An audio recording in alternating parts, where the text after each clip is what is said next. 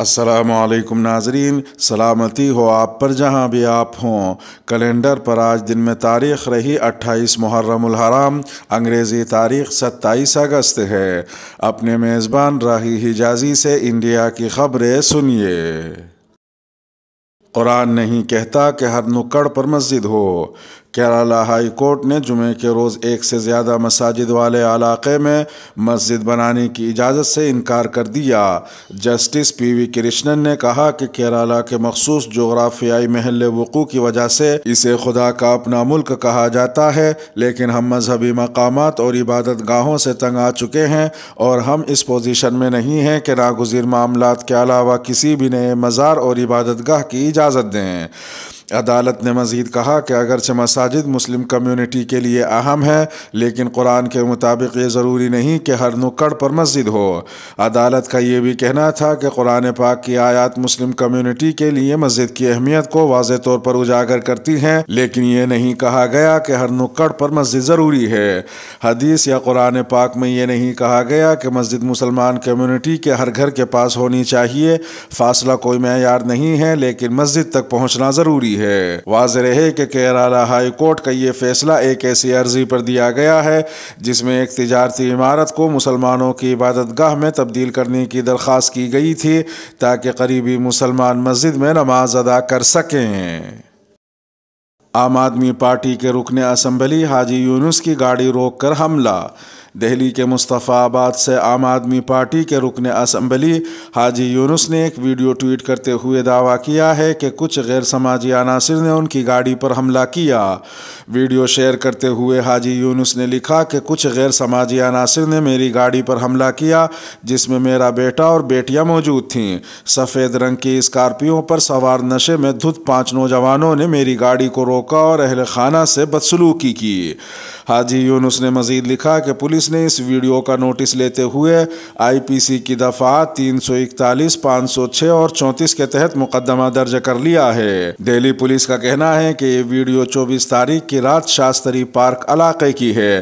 حاجی یونس کی گاڑی میں ان کا بیٹا محمد انس موجود تھا، جس کی ایک اسکارپیو گاڑی میں بیٹھے کچھ نوجوانوں سے بحث ہوئی۔ پولیس نے مزید کہا کہ کار نوئیڈا کے پتے پر رجسٹرڈ ہے۔ ان نوجوانوں کی شناخت کر کے جلد پوچھ تاچھ کی جائے گی۔ واضح رہے کہ رکن اسمبلی حاجی یونس کی گاڑی میں بیٹھے ان کے بیٹے نے زبانی جھگڑے کے دوران یہ ویڈیو بنائی۔ ویڈیو میں نظر آ رہا ہے کہ محمد انس کے ساتھ ان کی 2 چھوٹی بہنیں بھی گاڑی میں موجود ہیں اور وہ لگاتار پولیس کو کال کرنے کی بات کر رہے ہیں۔ محمد انس ویڈیو میں یہ بھی کہتے دکھ رہے ہیں کہ ان پر نوئیڈا میں پہلے بھی حملہ ہو چکا ہے۔ انڈیا نے انڈین نژاد امریکی صحافی کو ایئرپورٹ پر اترتے ہی ملک بدر کر دیا۔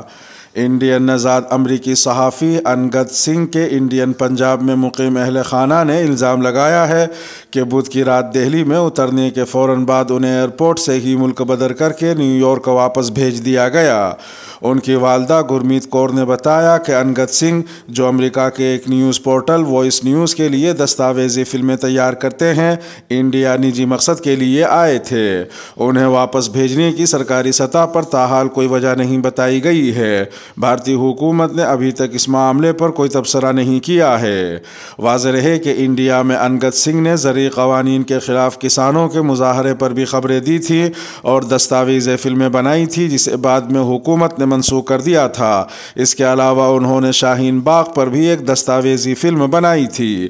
اس کے ساتھ ساتھ انگد سنگھ نے انڈیا میں کووڈ-19 کے بعد پیدا ہونے والی تباہی کی دوسری لہر کی کوریج بھی کی تھی، جس کوریج کے باعث انہیں ایمی ایوارڈ کے لیے نامزد کیا گیا تھا۔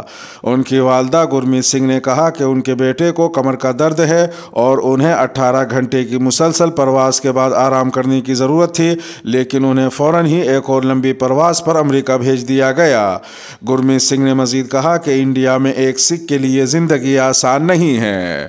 ادھر ایک دوسری خبر میں گجرات میں اقتدار کی تبدیلی سے متعلق جاری قیاس آرائیوں پر مبنی ایک خبر شائع کرنے کے الزام میں ایک اخبار کے صحافی کے خلاف FIR درج کیے جانے کی خبریں سامنے آ رہی ہیں۔ FIR درج کرنے والے بابو بھائی واگھیرا نے الزام عائد کیا کہ 22 اکتوبر کو سوراشٹر ہیڈ لائن اخبار کے مدیر انیرودھ ناکم نے الوداع بھوپیندر جی اور ویلکم روپالا کے عنوان کے ساتھ خبر شائع کی، جو عوامی امن و امان کو نقصان نقصان پہنچا سکتی ہے اور مختلف سیاسی گروپوں کے درمیان دشمنی کو اکساتی ہے۔ مولانا جلال الدین عمری ہمہ جہت صلاحیتوں کے حامل شخصیت تھے۔ مولانا سید جلال الدین عمری کا 26 اگست 2022 پونے 9 بجے شب انتقال ہو گیا۔ وہ 88 برس کے تھے۔ گزشتہ برس انہیں کورونا ہو گیا تھا۔ اس وقت سے کمزوری تھی لیکن وہ معمول کی سرگرمیاں انجام دینے لگے تھے۔ ایک ہفتہ قبل کمزوری بڑھ گئی تب انہیں جماعت کیمپس میں قائم الشفا ہاسپٹل میں داخل کیا گیا جہاں انہوں نے آخری سانس لی۔ واضح ہے کہ مولانا کی اہلیہ کا انتقال گزشتہ برس کورونا میں ہو گیا تھا۔ ان کے پسماندگان میں 2 لڑکے اور 2 لڑکیاں ہیں۔ امیر جماعت اسلامی ہند سید سعادت اللہ حسینی نے مولانا کی وفات پر گہرے رنج و غم کا اظہار کیا ہے۔ انتقال کی خبر سنتے ہی وہ ہاسپٹل پہنچے اور ان کے صاحبزادگان سے مل کر تعزیت کی۔ All India Muslim personal law board کے جنرل سیکریٹری مولانا خالد سیف اللہ رحمانی نے اپنے تعزیتی بیان میں کہا کہ ہندوستان کی آزادی کے بعد جن چند گنے چنے اہل علم نے اسلام کی مؤثر ترجمانی اور اعتدال و میانہ روی کے ساتھ مسلمانوں کی رہنمائی کا فریضہ انجام دیا، ان میں بہت ہی نمایاں نام مولانا سید جلال الدین عمری صاحب کا ہے۔ مولانا رحمانی نے مزید کہا کہ مولانا جلال الدین عمری ایک بلند پایہ مصنف، صاحب نظر محقق، زمانہ شناس داعی اور ہمہ جہت صلاحیتوں کی حامل شخصیت تھے۔ انہوں نے اپنی تحریروں میں نوجوان نسل کو اپنا مخاطب بنایا اور عصر حاضر میں ہونے والے مسائل پر گہری بصیرت اور اعتدال کے ساتھ روشنی ڈالی۔ وہ 50 سے زیادہ کتابوں کے مصنف تھے۔ انہوں نے خواتین کے مسائل، خاندانی زندگی کی دشواریاں، دعوت دین کا طریقہ اور اصلاح و تربیت کو اپنا خصوصی موضوع بنایا۔ وہ 3 دورانیے تک جماعت اسلامی کے امیر رہے اور عرصے سے all India Muslim personal law board کے نائب صدر بھی تھے۔ مولانا خالد سیف اللہ رحمانی کا یہ بھی کہنا تھا کہ وہ مسلکی اختلافات سے بالاتر ہو کر اپنی بات کہتے تھے اور اسی لیے ہر حلقے میں احترام کی نظر سے دیکھے جاتے تھے۔ بلقیس بانو کے گاؤں کے مسلمان ہجرت کرنے پر مجبور۔ بلقیس بانو مقدمے کے مجرمین کی رہائی کے بعد گودھرا سے 50 کلومیٹر دور واقع رندھیک پور گاؤں کے رہنے والے مسلمان خوف و دہشت سے ہجرت کرنے پر مجبور ہوئے ہیں اور فی الوقت یہ لوگ جمعیت علماء ہند کی کالونی رحیم آباد ضلع داہود میں پناہ لیے ہوئے ہیں۔ یہ دعویٰ جمعیت علماء ہند کے وفد نے علاقے کا دورہ کرنے کے بعد کیا ہے۔ جمعیت علماء ہند کے وفد نے رندھیر پور ADM سے بھی ملاقات کی اور صورتحال پر تبادلہ خیال کیا۔ پولیس انتظامیہ کے اعلیٰ افسران کو لوگوں کی ہجرت کی کوئی اطلاع نہ تھی۔ اس موقع پر جمعیت کے وفد نے مطالبہ کیا کہ رندھیک پور کے مسلمانوں کو تحفظ فراہم کیا جائے اور ان میں اعتماد بحال کیا جائے تاکہ وہ اپنے گھروں کو واپس جا سکیں اور ان کے کاروبار کا انتظام کیا جائے۔ جمعیت علماء ہند کے وفد نے یہ بھی کہا کہ بلقیس بانو معاملے سے وابستہ انتہائی وحشیانہ اعمال کے مرتکبین کو جو سماج میں آزاد گھومنے کی اجازت دی گئی ہے وہ تکلیف دہ ہے اور ایک مہذب سماج کے ماتھے پر کلنک ہے۔ ادھر ایک دوسری خبر میں سپریم کورٹ نے مرکز اور گجرات حکومت سے عمر قید کی سزا کاٹ رہے 11 مجرموں کی رہائی کو چیلنج کرنے والی ایک عرضی پر اپنا جواب داخل کرنے کو کہا ہے۔ چیف جسٹس NV رمنا کی سربراہی والی بینچ نے عرضی پر مرکز اور ریاستی حکومت کو نوٹس جاری کیا اور عرضی گزاروں سے کہا کہ وہ سزا میں چھوٹ پانے والے مجرموں کو کیس میں فریق بنائیں۔ عدالت نے معاملے کو 2 ہفتے بعد سماعت کے لیے درج کر لیا ہے۔ میر وائز عمر فاروق کو جامع مسجد میں نماز جمعہ ادا کرنے کی اجازت نہیں ملی۔ بھارت کے زیر انتظام کشمیر میں 3 برسوں سے گھر میں نظر بند میر وائز عمر فاروق کو سری نگر کی جامع مسجد میں نماز جمعہ کی ادائیگی سے روک دیا گیا ہے۔ بھارت کے انتظام جموں کشمیر کے لیفٹیننٹ گورنر منوج سنہا کے اس بیان کے بعد کہ میر وائز عمر فاروق آزاد ہے اور وہ جہاں جانا چاہیں جا سکتے ہیں، میر وائز عمر فاروق نے 26 اگست کو نماز جمعہ سری نگر کی جامع مسجد میں ادا کرنے کا اعلان کیا تھا۔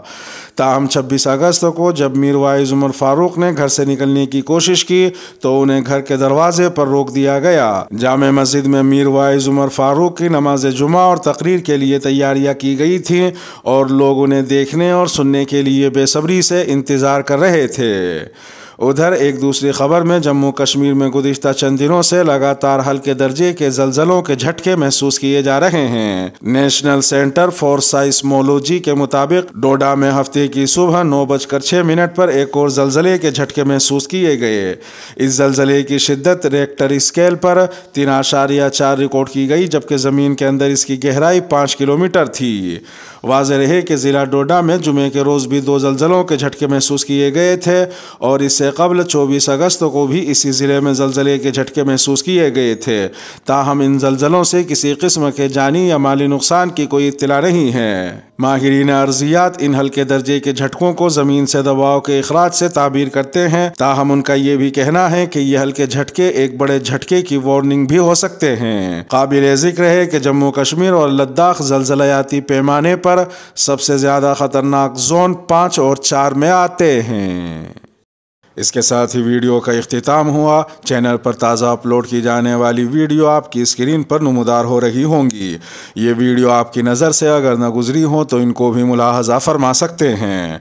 अपने मेज़बान राही हिजाज़ी को अब दीजिए इजाज़त। सलामती हो आप पर जहाँ भी आप हों।